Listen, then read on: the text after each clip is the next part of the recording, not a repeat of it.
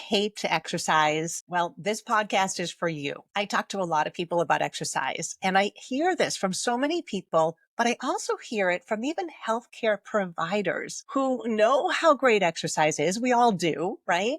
But why do we hate it? Someone just said to me, exercise is the four-letter word without four letters. And well, the Be Well Now method changes that. And this is the podcast for you. If you struggle with just exercise in general, or specifically you hate doing cardio, or you hate doing balance exercises, or strength exercises, or stretching, any other kind of exercise specifically, I'm going to take you step by step through this method, the Be Well Now method, that integrates movement science, motivation science, and mindfulness or you science so that you figure out the solution for you.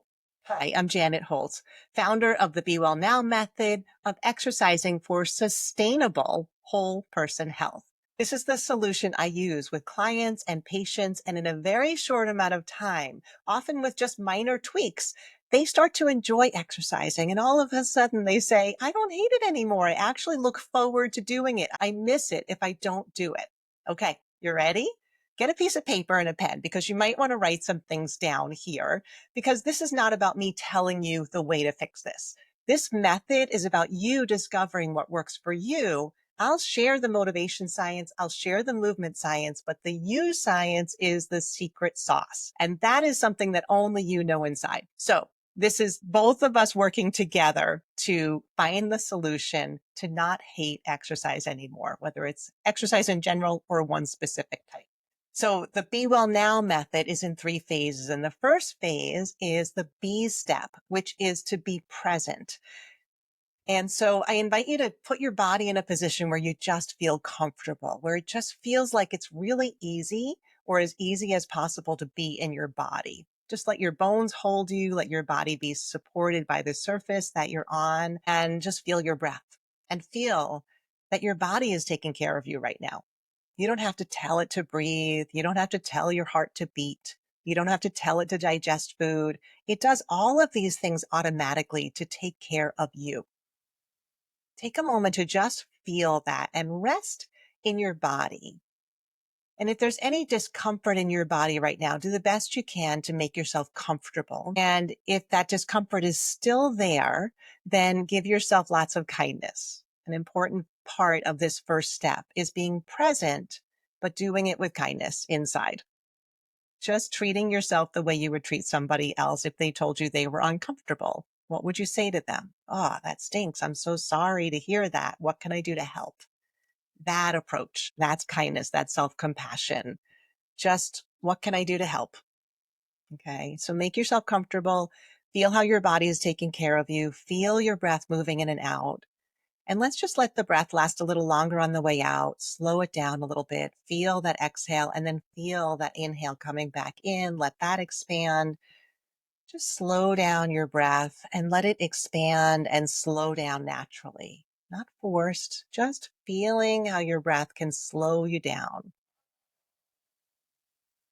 Okay, so now that your attention is in your body, if your eyes are closed, go ahead and open them, but keep that attention in your body and specifically in the center of your body where you feel your breath and your heartbeat, because this is the part of your body that has nerve endings that make this your second and third brain.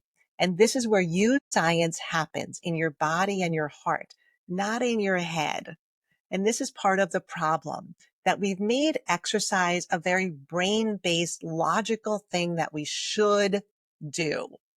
And the problem is that what we know from motivation science is that your body and your heart send more signals to your brain than your brain sends to your body.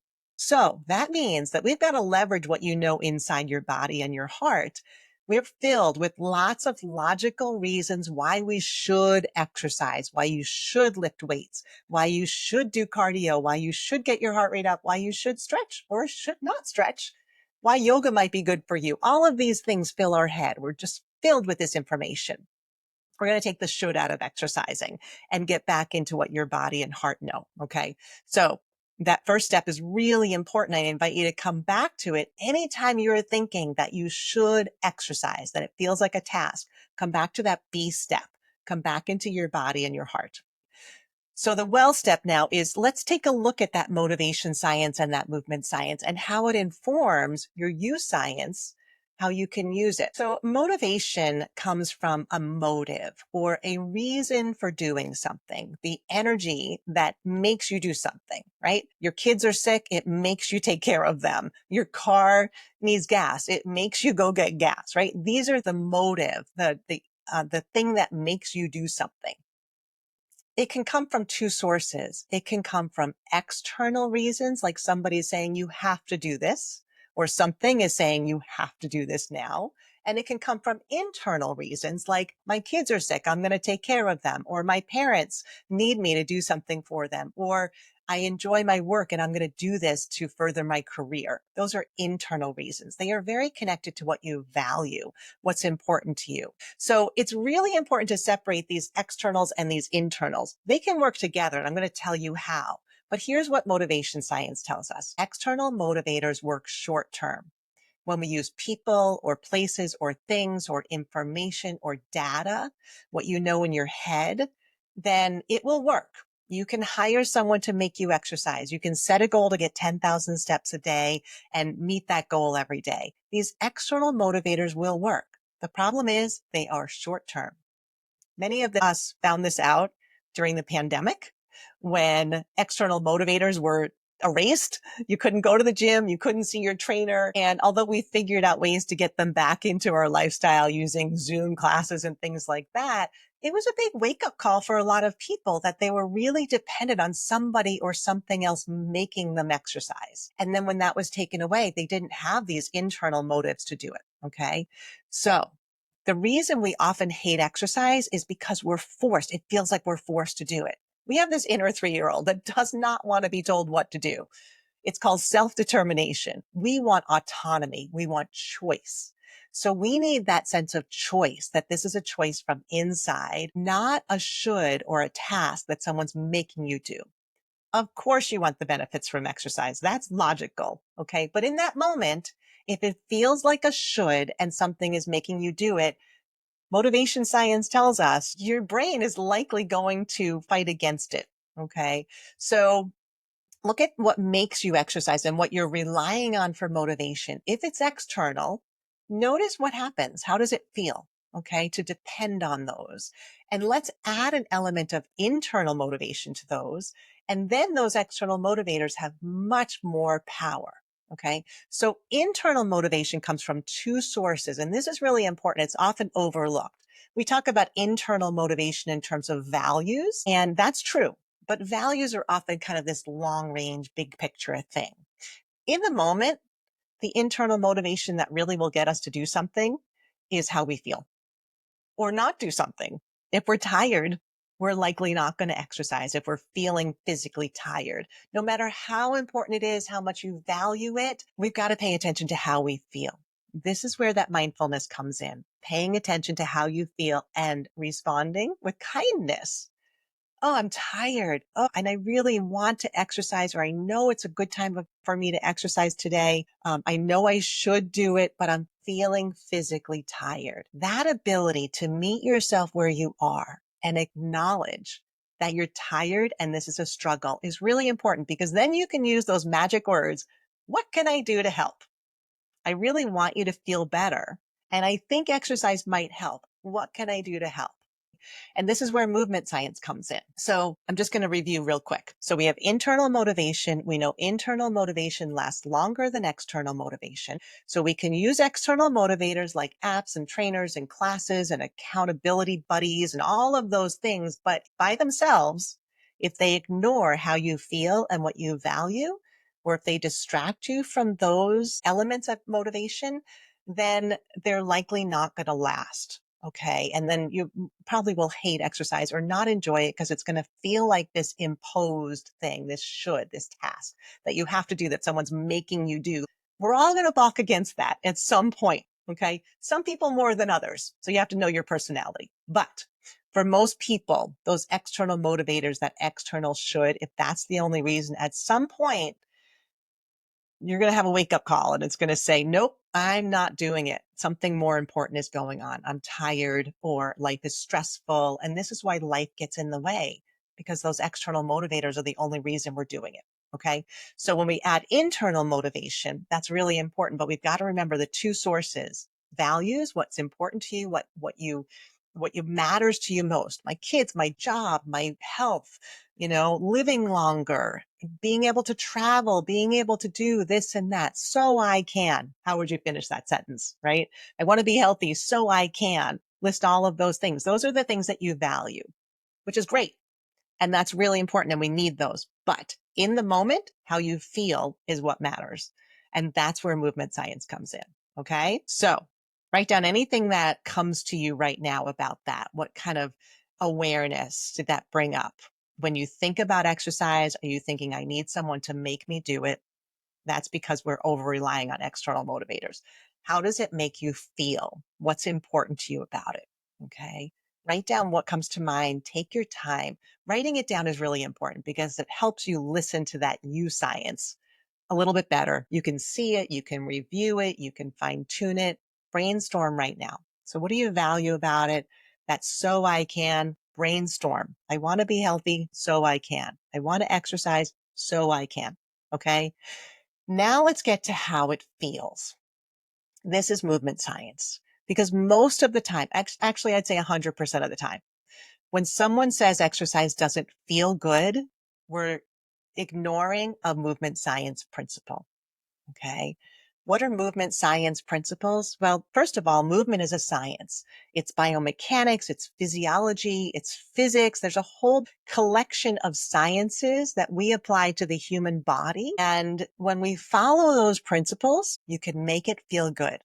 When it doesn't feel good, we can find at least one of those movement science principles that has been denied. So here are the main 4 movement science principles, and they are really a blend of different movement sciences. Okay, so I'm an exercise physiologist, so I study physiology, but I also study biomechanics and the physics of moving, the mechanics of moving. And I find that both of those are really important to pay attention to.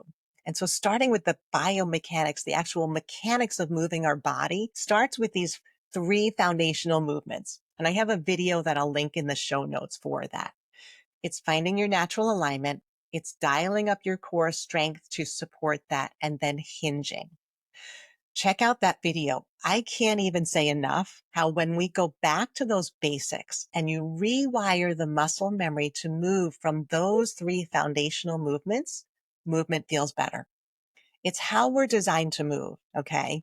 So check out that video. Go back to these foundations. You will feel better moving and more confident moving because you're just getting back to what your cells know about how to move strong without strain. Okay. So that's the first principle. I put that under the category of specificity. So the first principle is the specificity of exercise, specific to how we're designed to move. I can tell you how we ignore those basic movement principles with core workouts. Okay.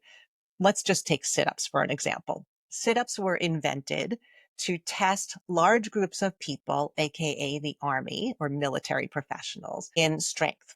They were never invented to improve the strength of your core muscles. Your core muscles' job is not to move your body, not to lift your body up.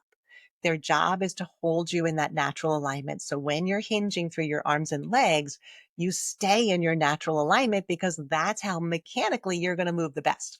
When we start doing things like sit-ups or core workouts or isolate the core, we deny movement science principles. These muscles are stabilizers and they're meant to multitask. They are the foundation of your strength. And if they don't learn that they're part of this movement chain, then, and we tell them that they're supposed to work separately and we start using them in ways we're not supposed to use them, like sit-ups, then things kind of fall apart. We're losing specificity. Okay. So if you don't like sit-ups or planks or core workouts, it's because your body's saying, no, please don't do this. This is not how I'm meant to move. So these are one of the ways, and they're promoted all over the place, right? And we're even told that they'll give us a flat stomach. Again, denies movement science principles. That's just not how our body works. That's not physiology. We can't do core workouts and burn fat in your middle. Okay. It just won't work. So back to movement science principles. Start with those foundational movements. Use your core the way it's designed. Use your muscles the way they're designed to work together in this movement pattern. Okay. And then our body needs three skills. It needs mobility, strength, and stamina. So oftentimes I find that when people are hurting or they have a chronic injury or keep getting overuse injuries, it's because they're doing too much of one type. Usually it's cardio. Usually they're overdoing cardio. That repetitive movement is straining joints, and they're not doing enough of strength and mobility. When we balance things out, the body feels better because those are the three skills we need, and each one is important. So we need cardiovascular exercise. We need to move continuously to improve stamina or ability to have energy to move continuously for an extended period of time. Only have to do that 3 times a week for 30 minutes at a moderate intensity. I'm going to get more into cardio in a little bit. Okay. We need strength. We need to be able to move against gravity, but strength is not muscles. It's movement patterns. Again, more on strength in a little bit. And we need mobility, which is freedom of movement. Different than flexibility, freedom of movement is your ability to move through a range of motion without stiffness, but it's also balance and agility. And I'm going to get to those in a little bit too. But we need a balance of those three. So check out, are you doing a balance of 3 types of exercise to give your body the balance of those movement skills, or are you overdoing one and underdoing another? That could be the root cause of hating it, because generally our body doesn't feel good if we're overdoing one. Okay. So that's specificity. And then each of those, mobility, strength, and stamina, need to be very specific to the movements that you want to be able to do and keep doing. Our body is a use it to keep it system. And so we've got to start with this understanding of specifically, what do you want to do? Look at that so I can list. I want to be able to get up and down off the floor and play with my grandkids. I want to be able to hike a mountain on my bucket list trip. I want to be able to continue to help my parents and be able to help them mechanically move out of a chair and things like that. I want to be able to take care of my garden and my home independently for as long as possible. Look at those movements. What do you need to be able to do for those? And that informs what you do for mobility, strength, and stamina. Okay. That gives it meaning. So you see how this connection happens between movement science, specificity, and motivation science, intrinsic motivation, what you really want to be able to do. And when you follow these movement science principles, it tends to feel better. So the next one is individuality. There is no one size fits all. You will find many, many, many videos of exercises to do on social media. And that person might look really fit and they might feel great doing it, but then you go to do it, it doesn't feel good for you. So individuality means that we need to pay attention to our own body. And this is where mindfulness or use science comes in. Paying attention to how your body feels when you're doing it from the moment you start and every day that you do it means that you're going to do it in the right way for you. So being willing to adjust for individuality and what your body needs, both mechanically, how your body is built, but also every day your body's different. It might not have slept well. It might be dehydrated. It might be having a lot of energy, or it might have low energy. It might have strained joints that need something different, or it might be feeling great and wanting a challenge. Listen to your body and adjust day to day. In our Start Well program, I have 3 different levels for each one of these exercises so that you can adjust rather than not exercise, meeting yourself where you are. Okay. So that's really, really important. Is individuality is that principle. Are you just watching what somebody else does and trying to mimic then, or someone's telling you what you should do and asking you to ignore how your body feels in order to get the right form? Okay. So especially if you're working with a trainer or you're doing a video where you're focused on somebody else or someone's telling you what to do, we need that individuality. We need to stay mindful for exercise to feel good now. And that's how we start to love it, when it feels good now. Remember, your body tells your brain much more than your brain tells your body. So notice what your body is telling you by staying mindful and kind, responding with kindness. That doesn't feel good. What can I do to help? Okay. So principle 1, specificity. Principle 2, individuality. Principle 3, gradual. I find that most beginner programs are not really beginner. Have you noticed that? Have you been a beginner with exercising and you find that even a beginner workout is too hard for you? Let me tell you something. It's not you. You're not the problem. The problem is that we have forgotten how to start well. We have forgotten how to start at a level that is low enough to feel good now. If you have lost fitness, if you've been sick, if you've had a medical treatment like chemotherapy and you are really tired, or you're overcoming an injury and you're just starting to get back to that mobility, strength, and stamina, or you've just been in a sedentary job for a while or taking care of kids and finally you have time to take care of yourself. All of these things lower our strength, our stamina, and our mobility. And that deconditioning is invisible. So when we turn on a beginner video or do a beginner workout, or here's one that I always hear, just start with yoga. It's gentle. Yoga is not gentle. I'll talk more about that in the stretching section. Okay. We'll talk about why. But trust your body and start gradually, which means do a little bit of strength, a little bit of stamina, and a little bit of mobility type exercise in that balance at a very, very light level for a very short amount of time to start, and then see how your body feels. Trust it. Go back to individuality, mindfulness. Okay. How your body feels at the start is setting up this mindset, this brain body connection about exercise. So oftentimes when someone says they hate exercise and they're putting off starting, when I ask them how they imagine it's going to feel when they start, they'll say, oh, I'm going to be sore, but that's just normal. It's just because I'm so out of shape. Does that resonate with you? How do you imagine it's going to feel at the start? If you're thinking you're going to be sore and that's normal, or you deserve to be in pain and tired because you let yourself get so out of shape, again, this is 100% denying the gradual progression and the individuality piece. Okay. Soreness is not normal. Soreness is not normal. It is not needed. It is not good. There are no studies that show that soreness is needed to get stronger. None. If you go into a gym and they tell you, oh, that's a good sore. If you've been told it's a good sore, it's time to flip that script. Soreness is not normal. It is just a sign of too much too soon. It's inflammation. It is not good.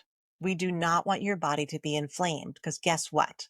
When you are sore, your body now has to deal with that inflammation before it can put energy into getting stronger.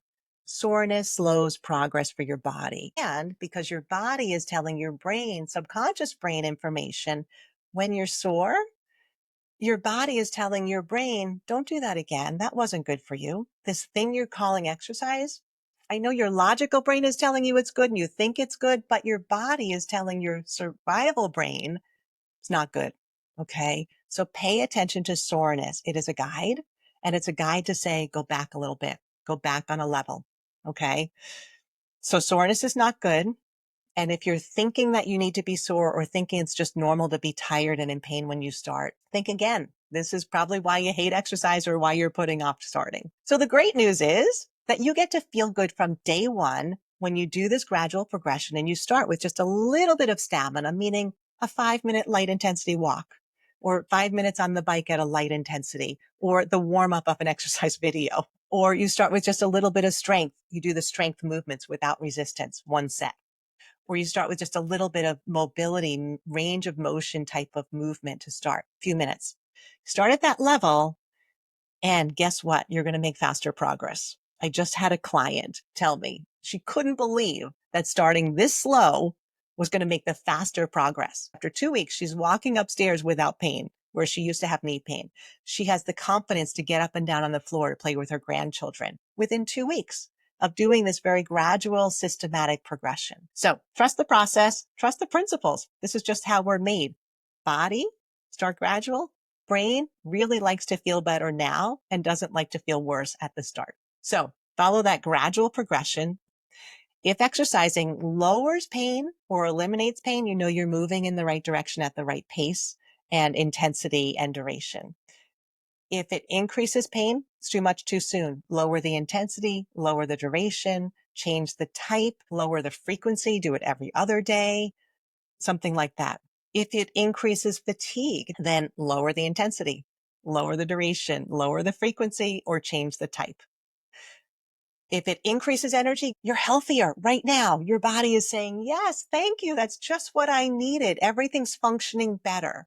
When you lower pain, or you eliminate pain with exercise, your body's saying, great, you just used movement to lower inflammation. So pain and energy are your best guides to that gradual progression. So we have specificity, we have individuality, and we have gradual progression. And the last most important principle is reversibility. All of them have led to this. Reversibility means your body gets used to what you do most often. So if you're not exercising, it's going to get really good at forgetting mobility, strength, and stamina.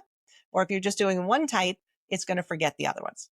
But if you do it consistently, even a small amount, you will maintain or improve. It doesn't take much. So reversibility means make it feel good at the start. Your body tells your brain this is worth repeating. This thing you're calling exercise is actually not a 4-letter word. It's a really good thing to do. And it helps you feel and function better now so that the rest of your day goes better. Okay. And it's something that's really important to you, something you value that is going to lead to more thriving in your life. So that intrinsic motivation is the way to help use this reversibility principle to get what you really want, which is be healthy. And that takes consistency. Health is not a state that we get to. It's not a goal. It's a continual everyday process. So that's why exercising needs to be something we do consistently. But to do it consistently, we've got to make it feel good and follow those principles of movement science and motivation science. So that's it right there. What stood out for you? Where are those red flags for you? Is it that it's just this task, this mindless task that you're trying to get over with and someone's telling you what to do, but it doesn't really connect to what's important to you? Is it that it's not making you feel better now and you think you have to be sore and it has to feel bad and hard to be worth it? Figure out where are those points using those principles. Okay. Let's talk specifically about the types of exercise. So oftentimes I hear people hate cardio. And the reasons I hear that is because people say, it's just boring. It's doing the same thing over and over again. I'm just on the treadmill or I'm walking and it's just so boring. Oftentimes that's when somebody needs more variety. They don't like things that are very, very stagnant, right? So if you're someone who loves variety, you might enjoy types of cardiovascular exercise that are more varied and involve more of your brain. Things like dancing or doing video games, things like that. But with cardiovascular exercise, I find that the word cardio often equates to pushing your body really hard to get your heart rate up and work at high intensity. And that is not true. Cardiovascular exercise just means moving your body continuously at a level that your breathing feels moderate, meaning like just a little bit more than you're just sitting and resting. You can still keep a conversation, but you're feeling a little extra breathing. Or comfortable challenge where it feels like, yeah, this feels like a really nice challenge, just a little out of breath, but not uncomfortable. When you reach the uncomfortable level, you're exercising for something other than health. You don't need to push to uncomfortable. Okay. If you're working at a moderate to a comfortable challenge level for your breathing, then your body will continue to be able to do more and more. It will get stronger at that level and you'll be able to do higher levels of activities, but still it'll feel comfortable. If you love challenging your body and that just feels good for you, great, do it. But if you don't, moderate works just fine. Why breathing and not heart rate? You could use heart rate. It's fine. But heart rate is kind of difficult to predict. The prediction equations have a plus or minus 15 beat error to them. So when your activity monitor tells you you're in the target zone, it may or may not be right for you. What your body is telling you through breathing tells what that whole cardiovascular system is doing. So your breathing is the ultimate guide, and then heart rate is kind of a secondary guide. So notice your breathing while you're exercising. Start gradual. Give yourself a warm up because that helps your body feel better when you're doing cardiovascular exercise. And do it 3 times a week for 30 minutes at a moderate to comfortable pace. Or if you're just starting out or you're limited on time, do short bouts. You could do 15 minutes, 6 days a week. Okay. As long as you're moving continuously for more than 3 minutes at a time, you'll improve your stamina. If you have weight bearing pain, don't push through pain. Find a type that isn't painful. I have some videos on that. Okay. All right. So that's cardio. Make sure it feels good and then connect it to what you value. I want to be able to walk through the city with my kids and sightsee. Okay. We'll do walking. but only at a pain-free range that gives you energy, and gradually increase there. Or if you want to bike. If you just want to have fun, dance for cardiovascular exercise. That's one of our best types. You can dance sitting, you could dance standing, you could just put on a playlist and just dance. It's one of our best types of cardiovascular exercise, in my humble opinion. But find things that you enjoy, places you enjoy. Make it enjoyable. Make it connect to other people or places so that you just find this as a time in your day that you get to recharge your energy. So cardiovascular exercise, follow those principles. And if you hate cardio, again, go back to those principles, figure out what is going on, why you hate it. Find those little details. Sometimes it's because my treadmill's in my musty basement and I hate going down there. Change the environment if you can. Do something different. Don't force yourself to be in a place that you hate. Right? Along those lines, strength training. We often think we have to go to a gym to do strength exercises because there's all that great equipment there. But guess what? That equipment is based on a bodybuilding approach to strength. All those pieces of strength equipment are based on muscle groups, and that's bodybuilding. And when we treat our muscles as individual muscles that we have to strengthen, it's kind of like having a symphony that we say, go practice on your own and then we'll come back and perform on stage. Just doesn't work, right? We want our muscles to learn how to work together, to get the muscle memory to do the movements that are most important to us, that we want to do with more strength and less strain. So when we start with that meaning of what are the movements that we need to be able to do, we break them down to the level that you can do in a pain-free range. We start with those principles of alignment, core support, hinging, and we make that the strength program. You can do strength training anywhere. You can do it at home with simple weights, with water bottles, with bands. You could do it at a gym. You could do it in a hotel room when you follow that template. Remember, you don't have to be sore. So we want to start with that just muscle memory level, no resistance, just do the movement, because muscle memory is what we lose when we lose strength. When we lose strength, we don't lose muscle per se. What we lose is the connection between your nervous system, your brain, and your nerves to all those individual muscle fibers. That's loss of strength. It's actually a loss of connection, muscle memory, nerve connection to muscle fibers. So the first way we've got to get strength back is not to lift heavy weights.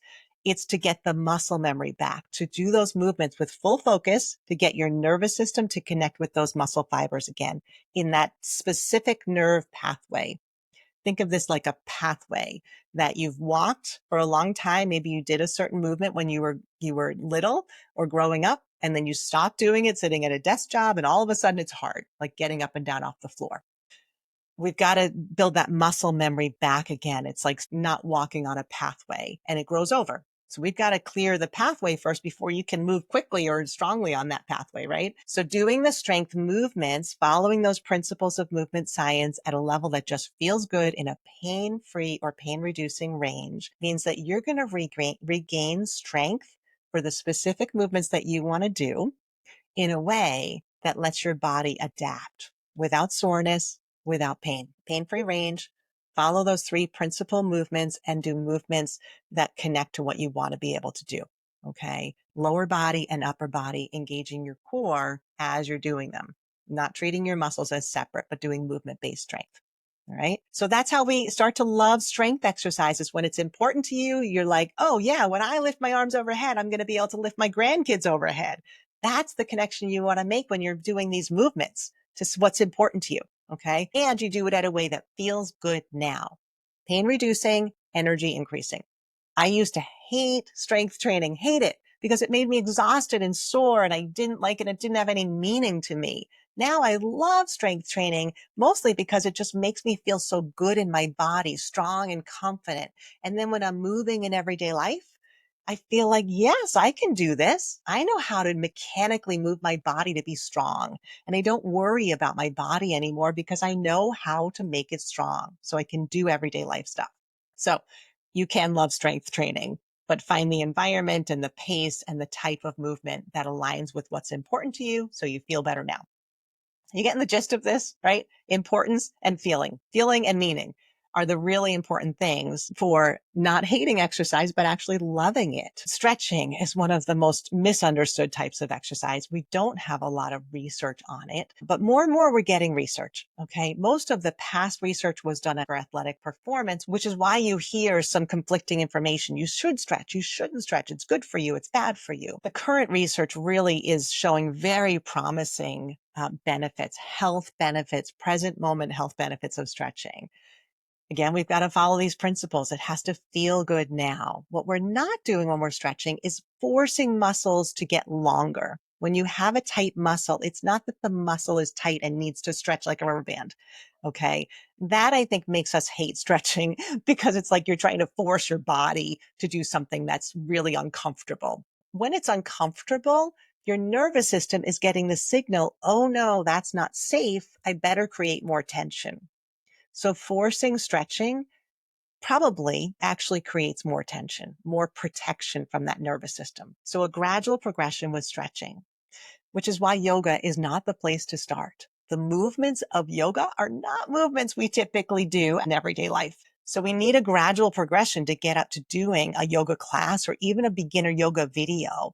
We've got to start with just range of motion. Tell your body, hey, it's okay to open my arms all the way or my hands all the way. If you spend all day at a desk, then your body likely has not done that open movement for a while. So start with that. Start with movements that you haven't done in a while and just some gentle range of motion that just feels good. And then you can hold it longer. And then you can progress to some yoga movements very gradually. Okay. But stretching is not something that we just do to recover from exercise. It's a way that can really lower pain and tension right now. So I like the idea of using stretching in small bouts throughout the day to release muscle tension, to reduce stiffness, and to get back to listening, to paying attention to my body when my brain is kind of taken over and I'm in my head doing tasks. Right. So it's a moment to kind of say, oh, here's my body. Here's how it feels. What can I do to help? And it can really help if you find the right way to do it. It can really help lower pain and stiffness. And it's one of our best anti-aging. Think about somebody you know who's older. How have they aged? They've kind of morphed into the position that they're in most of the time. Likely it's rounded and hunched over, because they haven't had the chance to do these movements that open them up and do the opposite movements. If you practice those movements that you don't get to do that often, you get to keep them. And if you keep them, they're available to you and you can do them and you're not stuck in that position that we think of as somebody who's older and elderly. So mobility, tell your body you want to keep these ranges of movement so that your body's not resisting it. And then that connects us to balance. We want to do balance exercises so that we don't fall, so we don't get injured as we get older. But the problem is the goal isn't to balance. And when we think that the goal is to balance, if we fall out of balance, then we worry about our body. And then we hate practicing balance exercises because it's such a reminder that we're terrible at balancing. We're going to hate it. Of course we are. If it makes us feel worse about ourselves. So instead of thinking of balance exercises as being something that you have to balance perfectly, and if you fall out of balance, that's failure and it means that you're bad at balancing, reframe that. Think of it as success. The way we get better at preventing a fall is by being a little out of balance and teaching our body how to catch us when we fall off balance. Balance and agility are what help us prevent a fall. We want to get better at that reaction time. We want to get better at self-correcting. So you've got to have a little sway when you're doing balance exercises. If you fall out of balance, celebrate it. Your body just took care of you. That's the whole goal. So reframe balance as just playing with the sway of your body and this neuromuscular challenge for your body to catch you when you fall. Keep it at a level that feels fun. If you start worrying, bring it down a level. Okay. So play with that. Play with it throughout the day. Play with your balance and play with your body's ability to catch you when you fall. The other part of reducing the risk of injury from a fall is practicing mobility. So your body is able to move in all different weird ways and not react by tension and resistance. And strength to keep your muscles and your bones strong and doing that regularly. So again, all three things work really nicely together. So these are the different types of exercise. If you hate one specific type, go back to what we talked about with the movement science principles and look for different ways that it might not be feeling good. And how are you maybe not aligning with those principles, and align with them. And I promise you, it will feel better. Okay. And align with the motivation principles. Base it on your core why, what's most important to you, what you value. I call it your core why, not just the why. The why can be, I want to be healthy. I want to prevent disease. That's a why. A core why is, I love my family and I want to be around for them, right? My core why is, I want to have energy today. I'm tired and I really want to have energy. We get it down to one word. And then the real life results are your so I can list. Those are real life results, not the results of I want to lower my blood sugar, but the real life results. I want to feel good so I can do these things. So the now step is look over all of this. Now, what do you want to do with this information? What you learned about yourself, what you learned about movement science and motivation science. How do you want to use this going forward? Start with one thing, one type of exercise, make a little adjustment, check in. How does it feel? Is it connected to what you value? Do you have that intrinsic motivation? And then connect your external motivators to that. So if you look at your activity monitor and it tells you to get 10,000 steps, check in. How do I feel right now? Do I need to get more steps or do I need to stretch to feel better now? If you feel better now, you're healthier now. And if you're healthier now, you'll have a healthier future. Okay. It's all about be well now. That's the mindset shift of this method. What happens now sets the pace for your future motivation and your future health and abilities. Okay. So if you don't know your core why and your real life results, I offer a free core why call. I love doing this with people and it works really well in a coaching conversation. I have a blog on it so you can find your core why and your real life results, but a coaching conversation makes it more fun and makes it easier for you. So I'll link below. You can schedule a core why call with me for absolutely free, no pressure at all. I just want you to know your core why and your real life results. So you have this intrinsic motivation to start building your love of exercise with. You can call it exercise, you can call it movement, but go from hating exercise to get really curious. What's going on in there? What do you hate about it? And start loving it by following the movement science and motivation science principles and trusting what only you know inside, mindfully listening to what your body and your heart have to say about this thing we call exercise that's so good for us.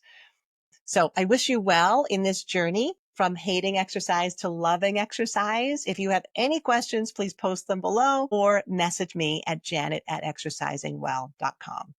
Thank you for joining the Be Well Now Method podcast. Check out my website, exercisingwell.com, and you can connect with me on LinkedIn at Janet Huehls. Please make sure that you follow this podcast, subscribe to me on YouTube, and let me know that you want me to keep on making these videos to take the stress out of exercising and the stress out of being healthy. Be well now.